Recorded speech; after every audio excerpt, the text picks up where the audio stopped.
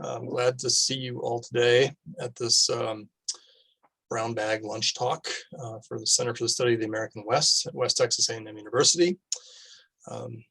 We used to just hold these during the regular semester on campus, but things have changed quite a bit since COVID. And so now we've gone virtual and gone international, and in many ways, this event has changed quite a bit. Today we have a real treat in that we have a former student, a WT recent graduate that CSAW gave a grant, to whom CSAW gave a grant in 2020. And this is Bailey Chalfant, who we're hearing from today. As I said, she graduated just recently here in May. She's joining us from southeastern Montana. And so she's going to talk about the work that she did with the CSAW grant that she received. When COVID happened, we changed our grant protocol as well a little bit, in that we decided we wanted to give more funding to WT faculty and staff to do research during a time when, for obvious reasons, a lot of us couldn't travel elsewhere to get research done. So to sort of encourage people to work on our local archives and to do work that was important to get done during this period. So please join me in welcoming Bailey Chalfant. She was a health sciences major at WT, and she is continuing on to do a master's degree in public health and environmental science at the University of Montana. She was born and raised on the Northern Cheyenne reservation in southeastern Montana, and she has all her life been interested in Cheyenne culture. And as you can understand from her major of health sciences and the circumstances of the COVID-19 moment, her research topic is extremely relevant, I think, to our current moment in the American West. And so I'm really excited about what she's done. And she had a goal, as she puts it, of bringing awareness and understanding to non-native audiences regarding the complexities of our ways of being, as well as our relationship to health, traditional healing, and the United States government. So with that, again, please join me in welcoming Bailey Chalfant.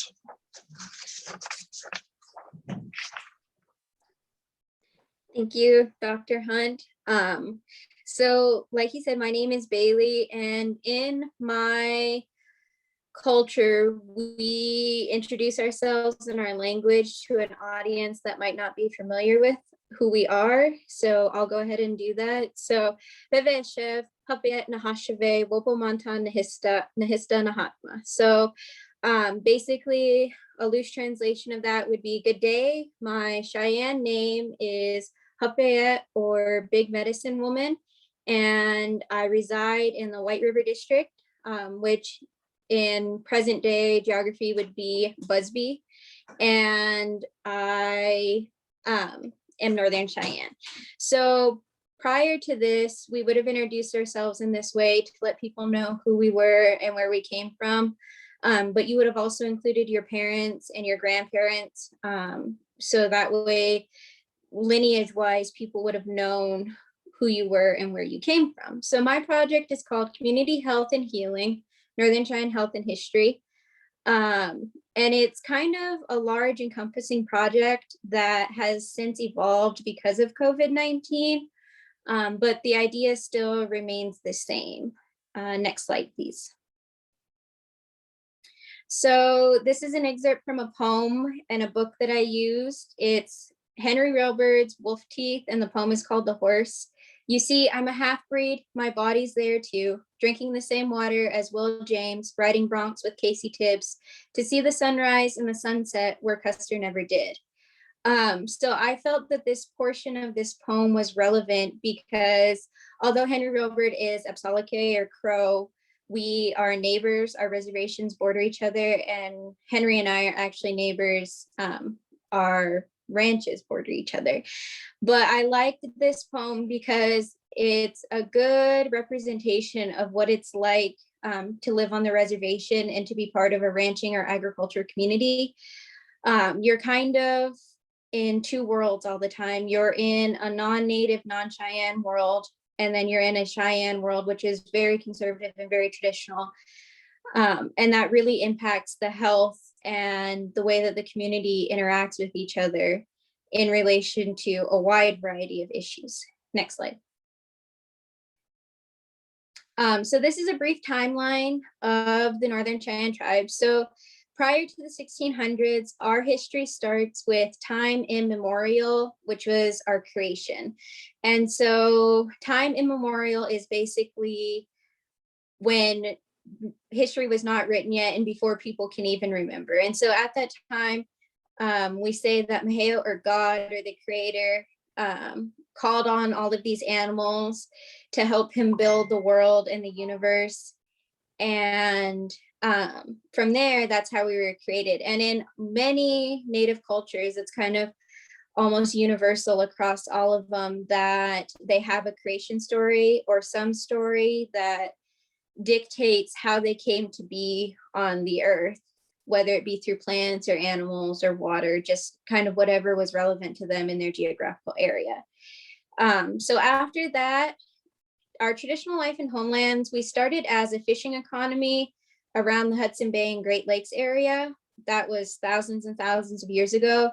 And then as we moved west, and then as European expansion started happening, we got pushed west even more.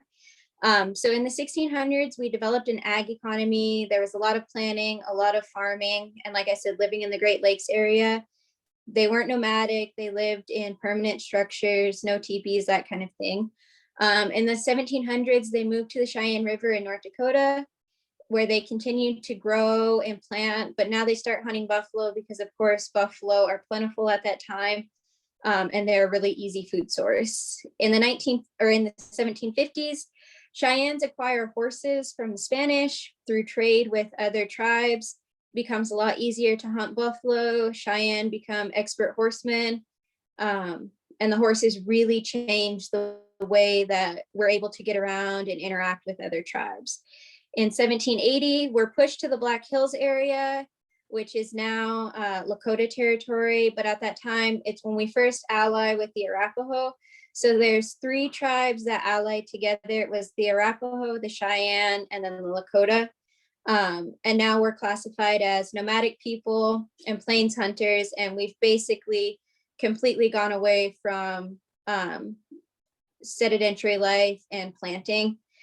1825, the Friendship Treaty is signed with the United States. And the Friendship Treaty was kind of a promise saying that there would be no more altercation or no more war with the United States from the Northern Cheyenne, not necessarily Northern Cheyenne, but the Cheyenne as a band. So the Cheyenne are split into two separate entities. There's Southern Cheyenne in Oklahoma and Northern Cheyenne in Montana. And the way that worked is it was really similar to that in nomadic buffalo hunting times. That band of people stayed south and our band of people stayed north, and then they kind of met in the middle at Colorado or in southern Wyoming.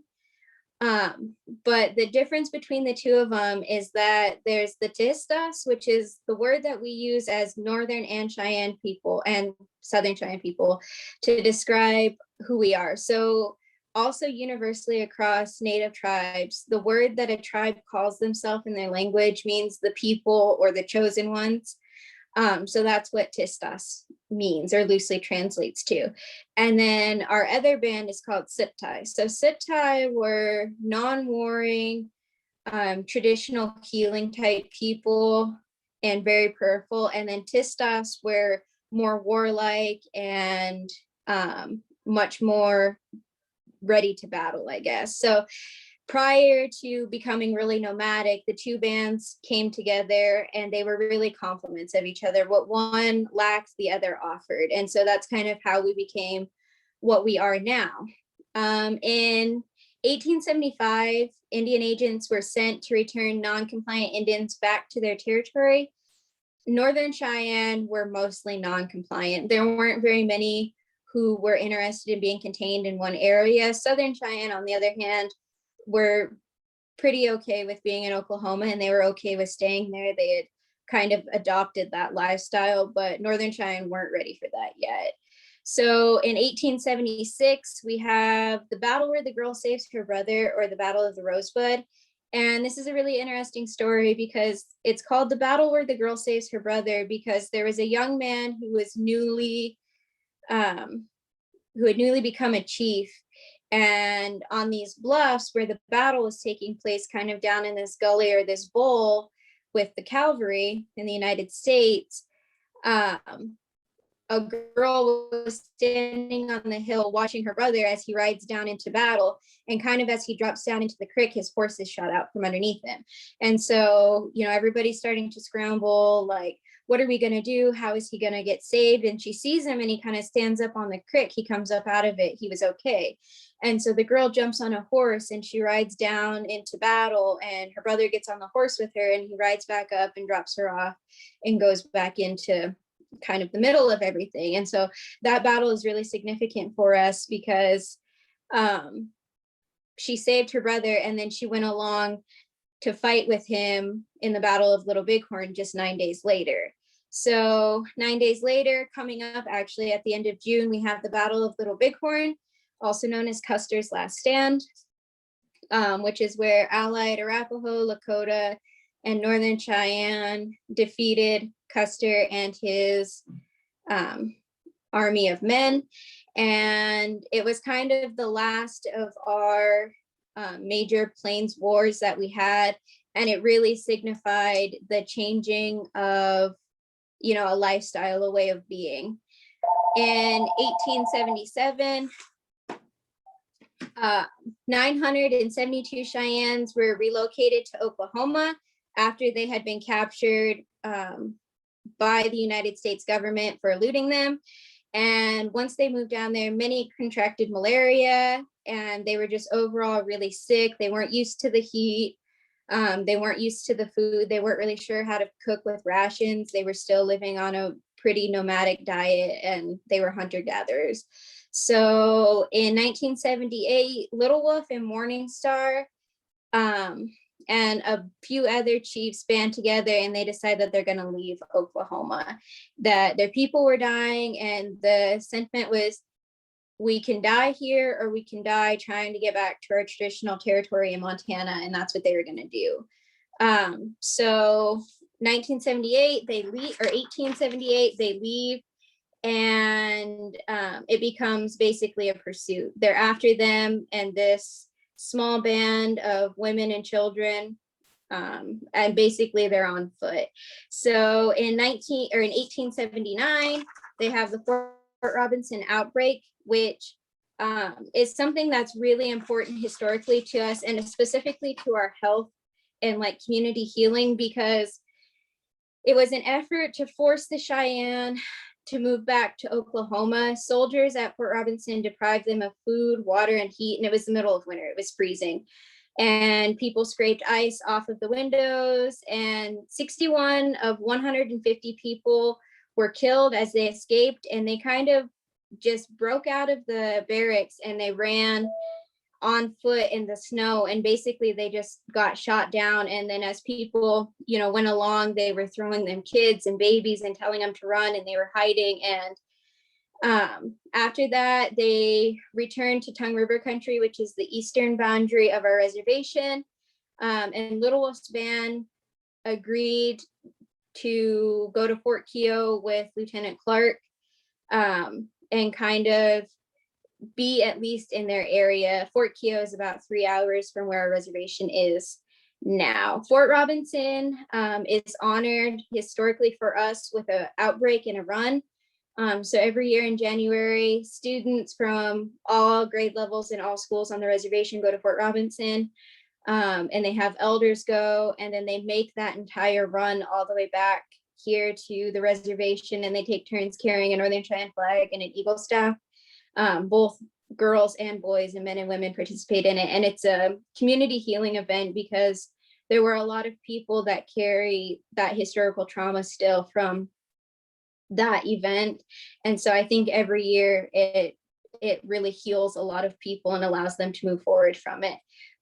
So then in 1880, there was a lot of overcrowding at Fort Keogh, and Colonel Miles allowed Cheyennes to go back to the Tongue River, and then they were encouraged to homestead on their land. So one important piece in this entire thing to know is that not at one point during any of this, Northern Cheyenne did not sign a treaty. They were a non-treaty tribe, which kind of made sense with their non-compliance. And then in 1884, the President of the United States creates an executive order which establishes the Tongue River Indian Reservation, which is now called the Northern Cheyenne Reservation. And at that same time, Ursuline nuns arrive and they start the St. Libre boarding school, which is still in operation, and actually where I graduated from for high school. So from that point, we kind of go on now to our current history, and really, had there not been of an executive order, Northern Cheyenne would have remained without a reservation, probably because they were just not interested in signing a treaty. Next slide, please. So the objectives of this project were to answer two questions. One, how does individual health impact community health? And two, as a marginalized group within Western history, how can Indians share their traditional ecological knowledge, cultural, and health narratives in a way that makes sense to non-natives or non-Cheyennes? So with this, I wanted to use a variety of methodology. So the first one being, of course, academic research and readings. So all of that timeline that I just shared was given to me and shared with me by George Nightwalker, who is a professor of Northern Cheyenne history at the Chief Del Knife College in Reindeer. And I took his class last summer as part of this grant. And he's a really great wealth of knowledge, but we had a lot of conversations about how as more people cross on and pass away, that we're really losing our access to language and cultural knowledge and history. And so we're kind of doing a big push right now to bring a lot of that back. The dean of the college at Chief Del Knife is really interested in language. And so one of his things that he's working on is bringing back language revitalization, which to me is an instrumental part of health, because if you can speak your language, then you can start to heal some of the things that maybe you're carrying, generationally, or from trauma that has happened previous to you even. I mean, they say there's 7 generations and we're the 7th generation. So we're at this crossroads of really stepping up and documenting our stories and history, or losing it all for good. And we really saw that with COVID. Next slide. So the materials that I used for this were a poetry book written by Henry Rilbert called Wolf Teeth. And the Wolf Teeth Mountains, or the Wolf Tooth Mountains, are the western boundary of our reservation. And like I said, his ranch sits right in the middle of them, and he spends a lot of time writing and, just being out in them. So his poetry was really relevant to the area because for, Native cultures, land is healing. And it's not only healing to just be on it, to touch it, to breathe in the air, to look at it. It's healing in the sense that there's a wide variety of plants, that you can go out and collect, and they can replace some of the Western medicine that we use, or enhance Western medicine ideology, basically. The next material that I used is a Cheyenne story. And it's really interesting because, one, there aren't a lot of Northern Cheyenne members writing down history or even, getting published.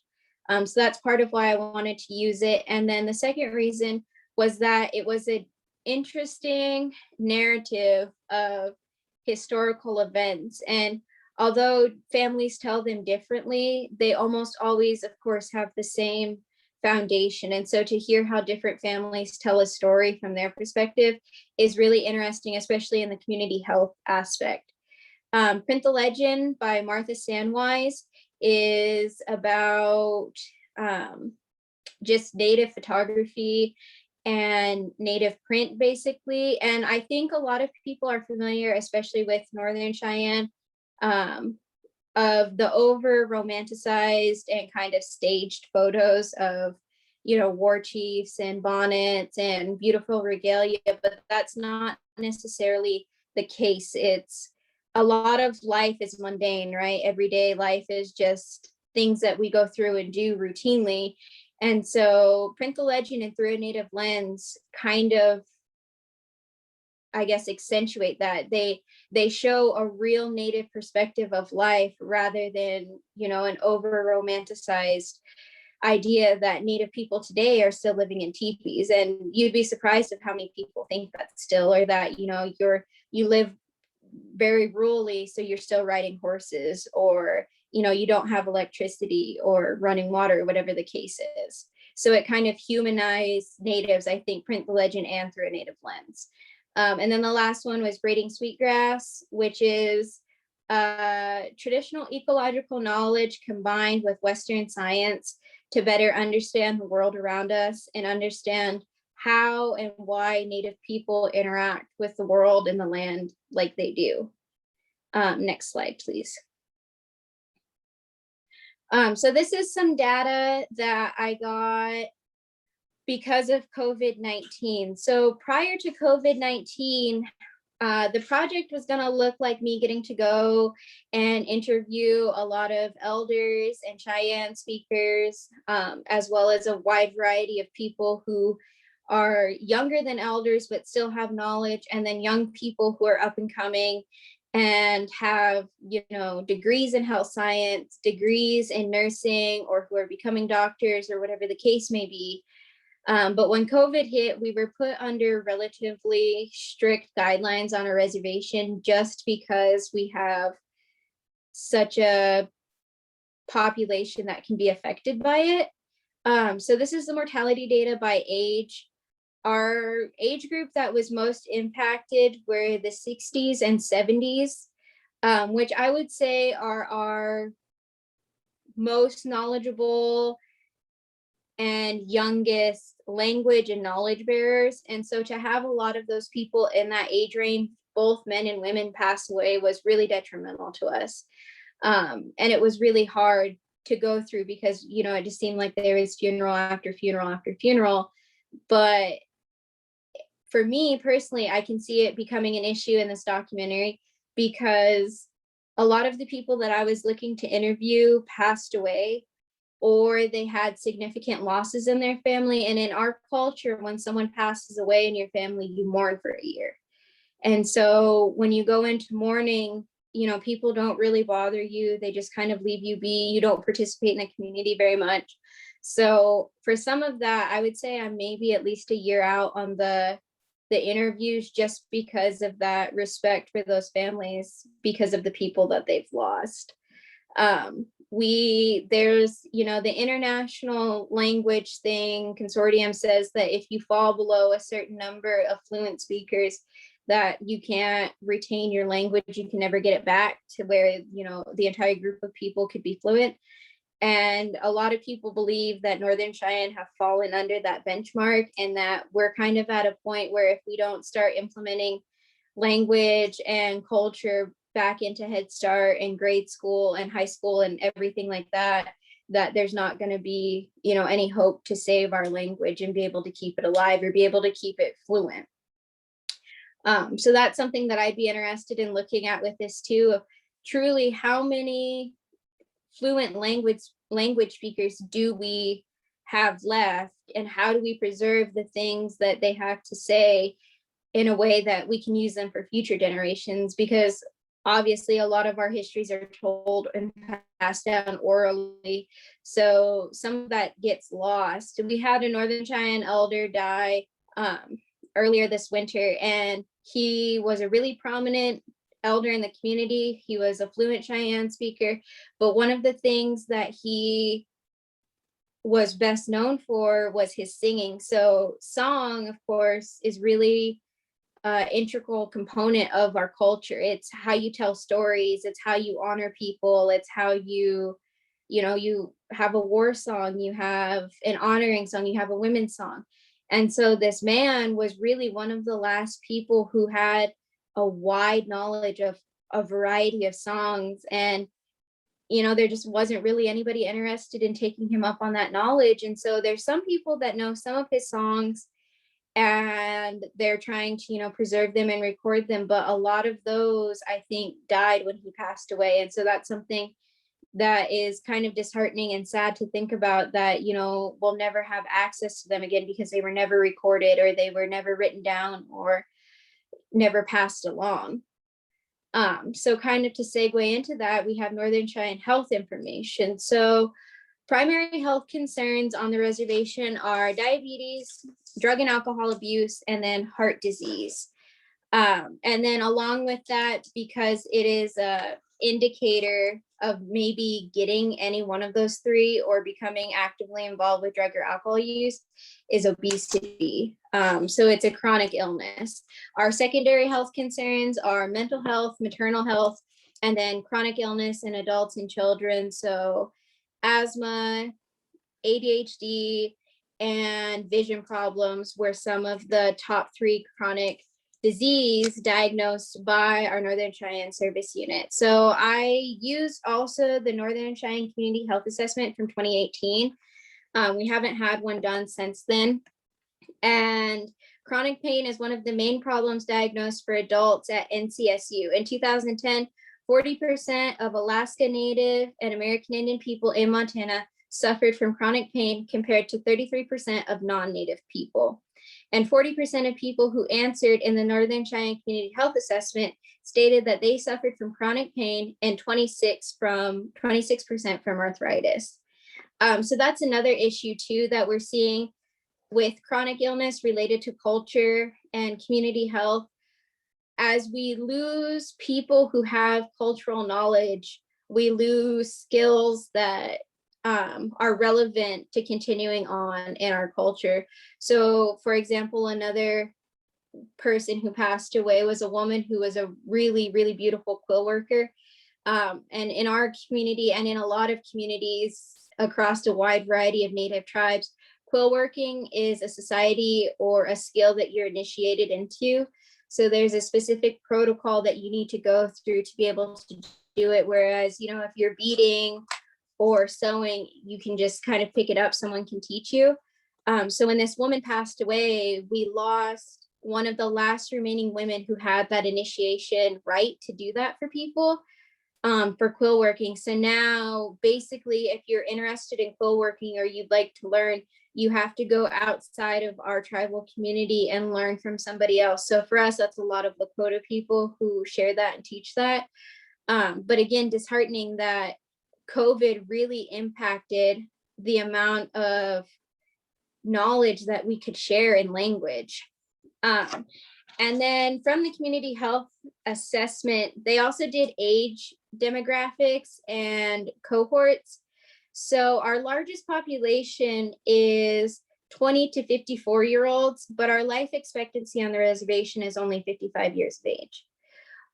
So with that in mind, when your largest population belongs to that age group and it has a relatively low life expectancy, it becomes a lot harder to gauge how your community can heal or improve its health when those people who are just basically reaching the pinnacle of their life and becoming leaders and supposed to be carrying on traditions and ideologies are passing away.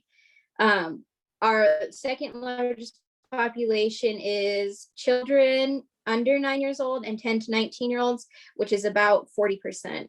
So we're really doing a lot of work in Head Start and grade school to get those kids interested in singing and dancing and speaking the language and doing those kinds of things, because it will matter eventually, which is also part of why it's been important to me to include a lot of different age ranges in this research, because the younger kids are going to be the future of Northern Cheyenne culture. They're the ones who are going to learn from their aunties or uncles or grandmas or grandpas.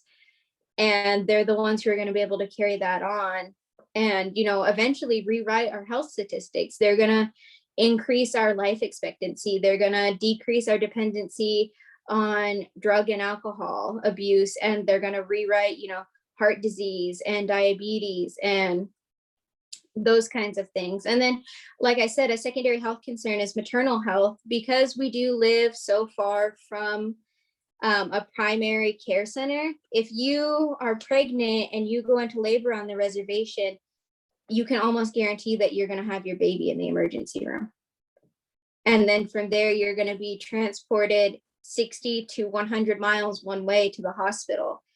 And then because of that, and because of our just distance from things, it's hard to get people to attend their prenatal classes, to attend their checkups, their, whatever it may be. And so we have a lot of issues with infant mortality as well, which was something that I wasn't really familiar with until I started doing the research for this project.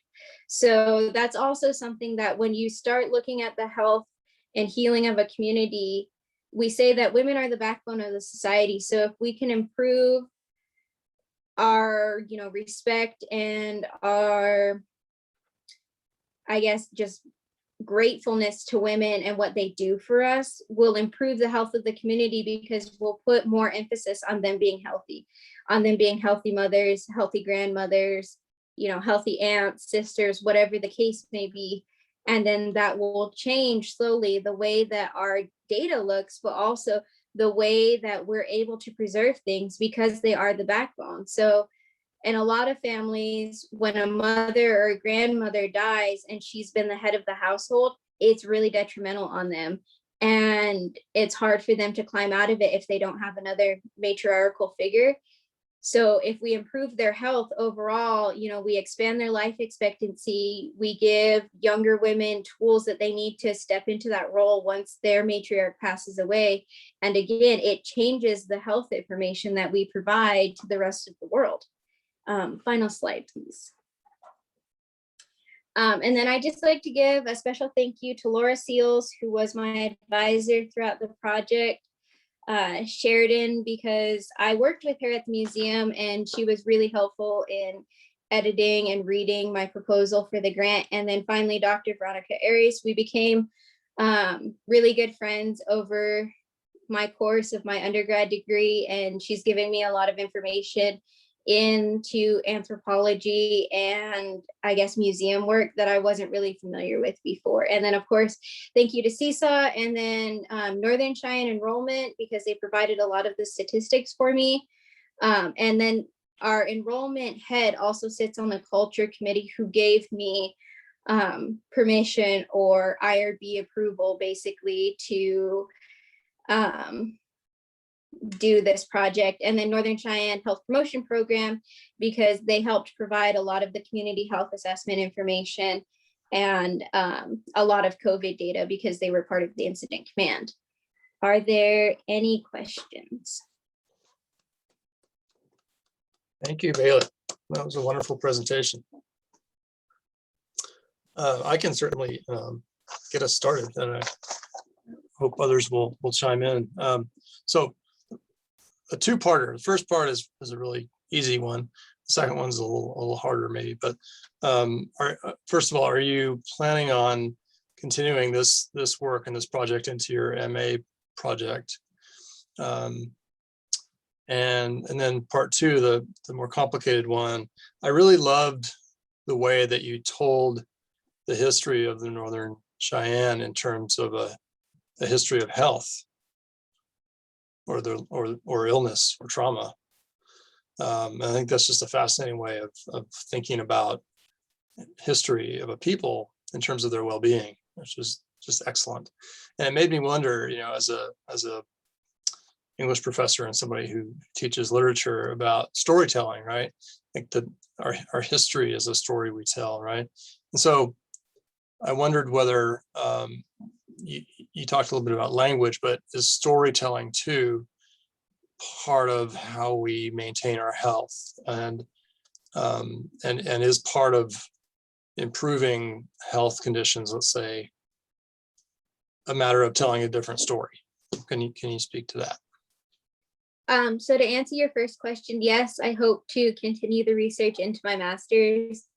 But of course, you saw obviously a little bit of the science portion with the demographics and statistics for COVID, but like I would like to include more of that, and talk about chronic illness more. And then to answer the second part, I definitely think that storytelling is a vital part of, community health or changing your health story. So for example, I don't know if you guys are very active, anybody on social media, or keep up with kind of Native news, but in Canada at a residential school, at a boarding school, they recently found the remains of 215 children, some as young as 3 years old.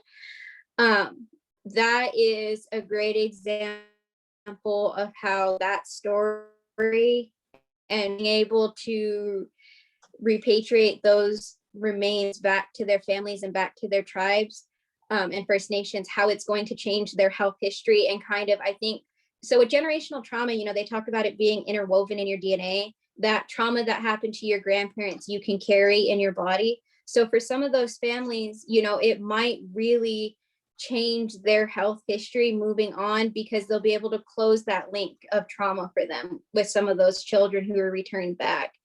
There's a lot of kids who never, once they were taken away, their families never heard from them again. They never knew they passed away.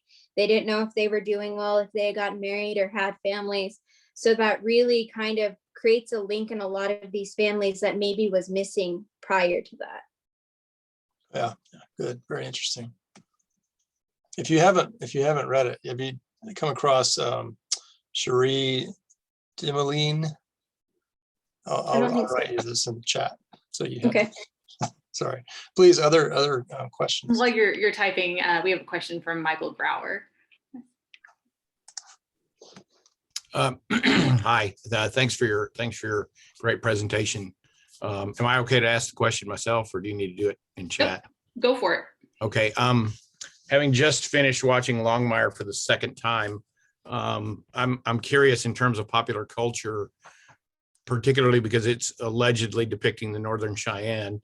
Obviously, Las Vegas, New Mexico didn't look a whole lot like Wyoming, but nevertheless, how is that show perceived within the nation, especially given there was a great deal of focus on addiction in the fictional reservation?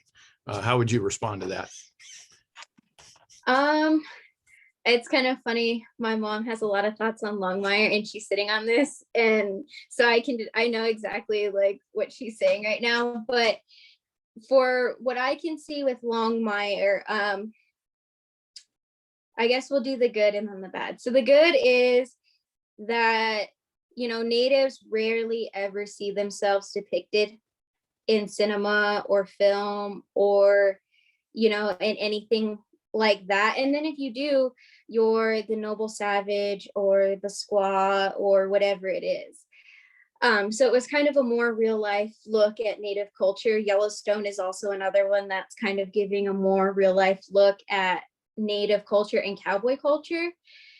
So in that aspect, I think a lot of people here watch it just because, it's like familiar to them. And, as natives, you grow up on Westerns. Like most of the time, even though I'm very, very young, we didn't have like cable TV. So it was like whatever John Wayne DVDs or VHS tapes or whatever it is that your parents had. And so we're all really familiar with that. But the bad of Longmire is that he did not ask for community input or cultural guidance in writing the books or the TV show. And that's really been an issue for us, because there are some things where he's made up names of people that he thought were made up, but are real people. And he kind of refuses to acknowledge that this made up character is someone who's in real life. And it's not their narrative at all. And so it's a little unfair.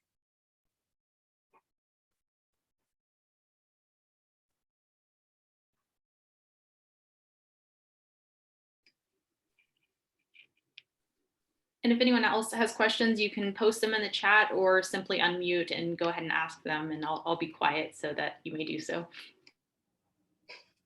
I have a question. My camera, I think, is not working properly. Let me try.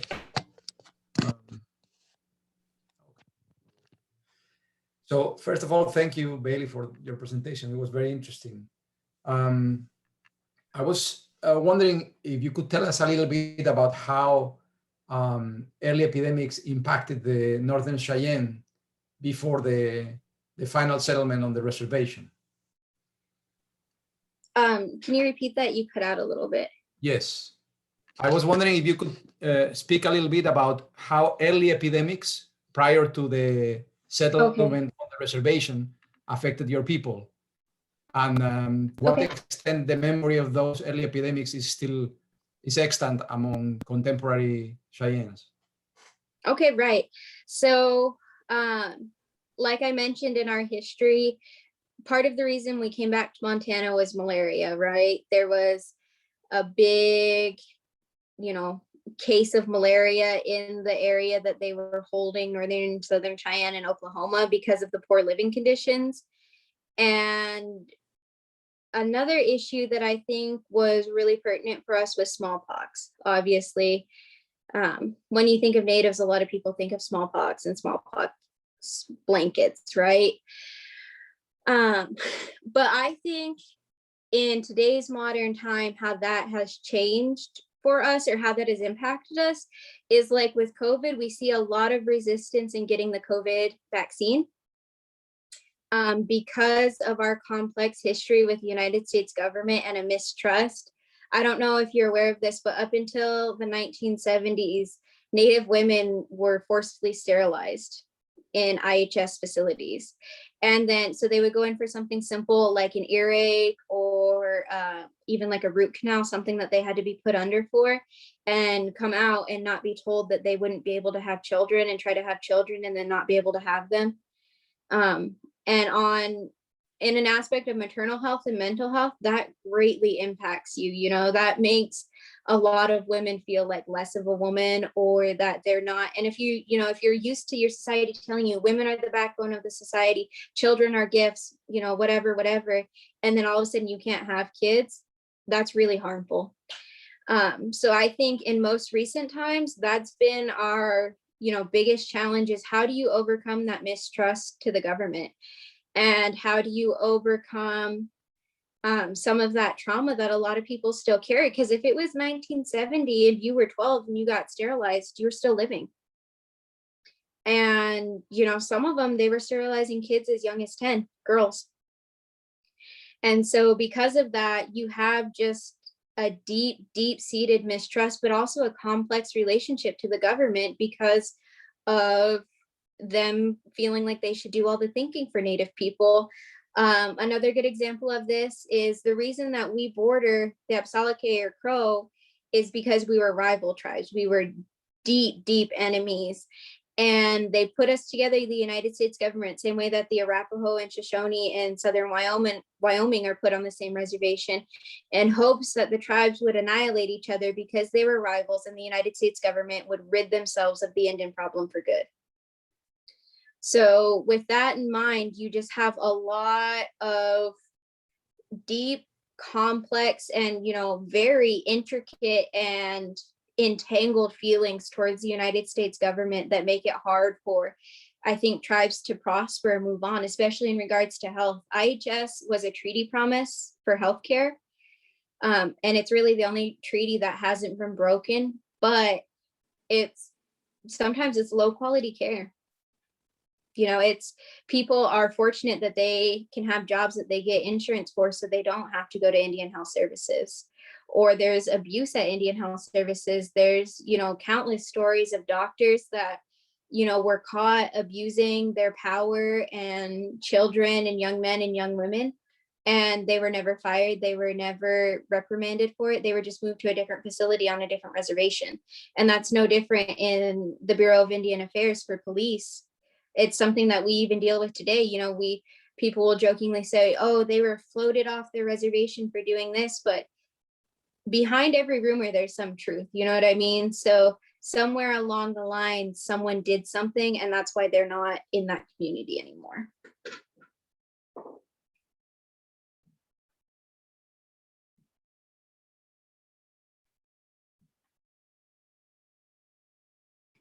Sorry, couldn't find my unmute button. Yes, go ahead, Steve. Okay, I was just waiting. Thank you. Thank you so much. Bailey, thank you for your presentation, and also congratulations on having graduated. I was wondering whether, because you highlighted the importance of language, of singing, all of this being part of course of community healing or contributing to it. As you're moving forward with your research, also perhaps in this project, how, because there's an increased interest, I get a feeling, for Indigenous native foodways. So I don't know whether this is also something you'll be looking at, particularly as you're moving forward, and generally perhaps just if you could share some thoughts on Northern Cheyenne foodways and how that figures into this. That's actually a really good question. And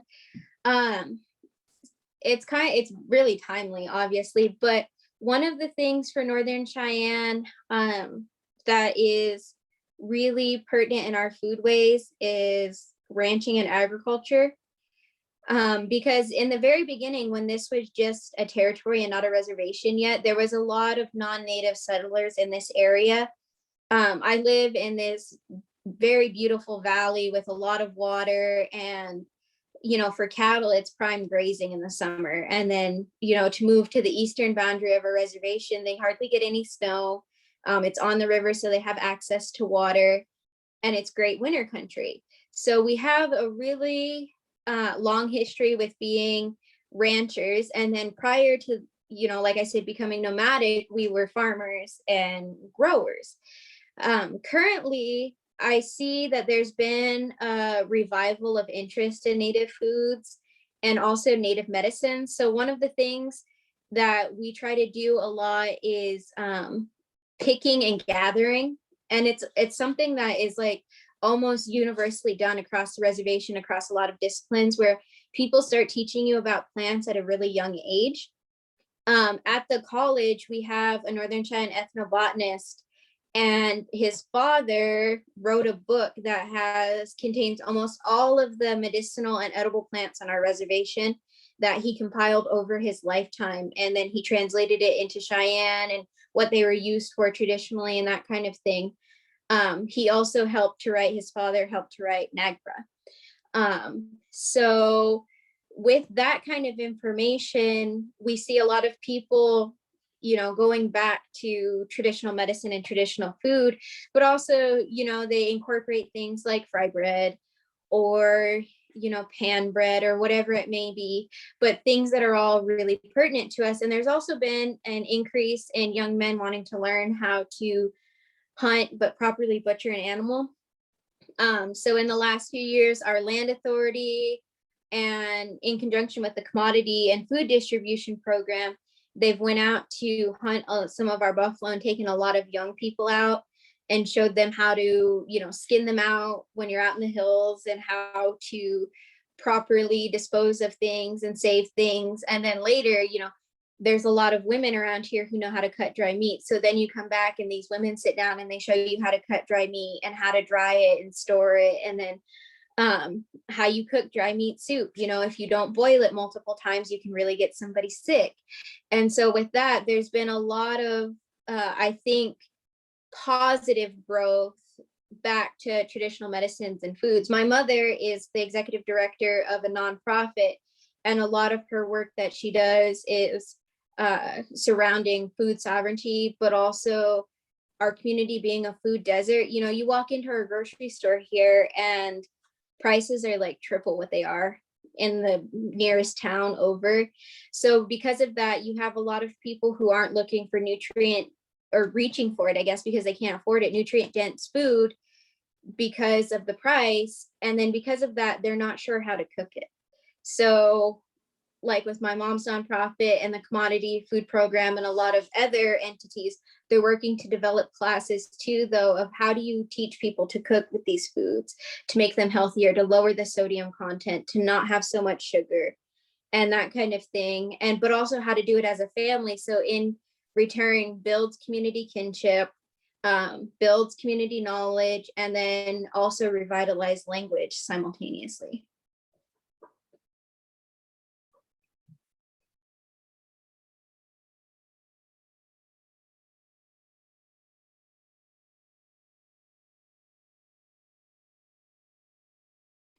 Okay, I have one. I was trying to make sure I wasn't going to speak over anyone. So this is kind of looking ahead of your future plans, and it's a two-parter question as well. One, just thinking about this mistrust in the government and thinking about how you've been going to school and learning about Western medicine. I'm curious if when you bring that knowledge back to your reservation, what reception you're met with there, and how maybe the younger people in your community are trying to raise that life expectancy and improve health overall when there is that mistrust and you're learning these methods from Western medicine. And then my second part was just what your plans are next with the mini documentary, kind of where you're at and where you're going with that. So to answer the first part, with COVID, we had a fitness center here, weights and treadmills and that kind of thing. And a lot of young community members utilized it because when they went to college, it was like trendy to be in the gym and working out and that kind of thing. So then when they came back home, they brought that along with them, which was actually a really positive aspect because, they started choosing to work out or be healthy over drinking and partying and doing that kind of thing. And that was teaching a lot of younger kids who are in high school here that there's a lot more to living here than just feeling like you're stuck, kind of. So with COVID, the fitness center closed, obviously. And we've really seen how that's been impactful. There's been a lot of community outreach and questions asking for a fitness center again. And asking how they can make that happen, how they can work on it together, which has been really interesting to see because up until that point, you didn't realize how many people it had impacted. And then another thing that people are trying to work on is preventative care versus reactive care. So if you're diagnosed with diabetes, how can you get out and move and change your diet and exercise to help reverse that or, maintain at that level before it gets so bad that they have to amputate or, you're confined to your house or wheelchair or whatever, the situation may be. So as we do that, we kind of see this forward thinking of preventative care, which is something that has been suppressed, I think, largely because of Indian Health Services. They generally don't look at preventative care. They look at reactive care, like how do we give you something to get you out of the door and leave us be? And so with that too, I think as we shift our focus to that, we'll see a decrease in drug abuse, specifically opioids, because that's an epidemic across the entire state of Montana in all demographics. So as we learn to think ahead and think about our health when we're in good health, I think we'll see that slowly decrease because there will be less dependency on those types of things like opioids or, food or whatever it may be, unhealthy choices. And then the second part, moving forward with this, I would like to interview. So I've kind of shifted my list of people that I were going to interview. But I have quite a few people that I'd like to speak to, and I have a series of questions that I'd like to ask them and kind of combine it to talk about how we're changing our health narrative or how, maybe how we're stuck in our health narrative. But one of the people that I'd like to interview she's really interesting. She comes from a family of midwives, traditional midwives, and she's one of the very few people left who have that knowledge. And she has some really interesting stories about her family members who were midwives. And they talked about, just even 50, 60 years ago, delivering children at home.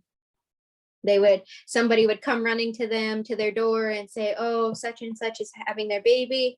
And they would say, well, ask them a series of questions. Oh, she's not ready yet. I have an hour. Let me finish cooking. Let me finish cleaning. And then, an hour would go by and here would come this woman with her little bag of medicine and tools and whatever she needed, and she would deliver a baby.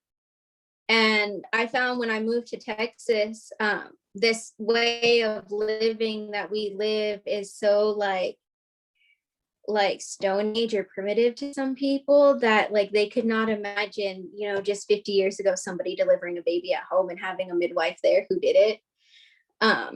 And it was really funny. One of these like examples was I was in an agriculture class and we were supposed to write a story or share a story from our life. So I talked about my great-great-grandfather who's still alive and ranching. He's 90 some years old and he's probably in the best physical health of anybody on our entire reservation. He walks like 10 miles a day or something. And when he was a kid in the 30s, he rode his horse, him and his father. Their truck broke down. We had no paved highway leading up to their house. It was winter and he was the youngest of 13 brothers. So his oldest brother was 22 years his senior. And so the truck broke down, the bus couldn't come get him to take him to boarding school. So his dad said, well, I'm a cowboy, not a mechanic. We'll ride over to your brother's house, kind of across the hills where they can get to the highway and the bus can pick you up there in the morning with his kids. And he said, so I had a 2-year-old horse that needed some miles. So we saddled up and we put our chinks on and we put our gloves on. And he said, we left that morning and rode across and got there at dark and stayed with my brother. And he said, then that next morning at about 4:30, he put me on the bus in the dark. And he said, my dad sat there on our horses and waved at me. And he said, as the bus drove away, he turned around and ponied my horse all the way back to our house in Kirby from Muddy Creek. And I remember telling that story and the ag teacher was like, oh, you're making that up, right? And I was like, no. And he was like, you mean somebody in your life like had to ride a horse to school? And I was like, yes. And he was like, there's no way that was only, 50, 60 years ago. And I was like, 70 years ago. And I was like, that's how it was. I mean, that's how people still are here. You see people riding horses constantly. And I think we can fit in one more question if anyone would like to claim it.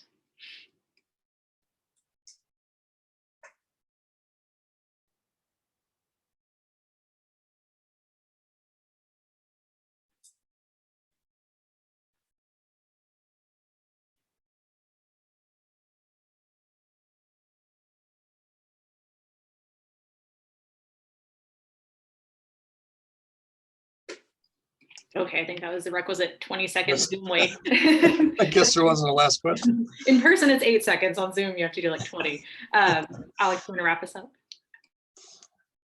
Well, sure. Just thanks again, Bailey, and we'll give you another virtual round of applause. And it was really interesting and gave me a lot to think about. I put that book in the chat that I want to make you read and then report back to me. Okay. Okay. And so we all wish you well in your next steps. I think you have a brilliant career ahead of you. So good luck with that master's degree, and please keep in touch with us here at WT and at CSAW. Okay. Thank you. I appreciate you guys having me today. That was fun. Really good stuff. Thank you again. Thank you. And thank you to everyone for being here today. I appreciate it.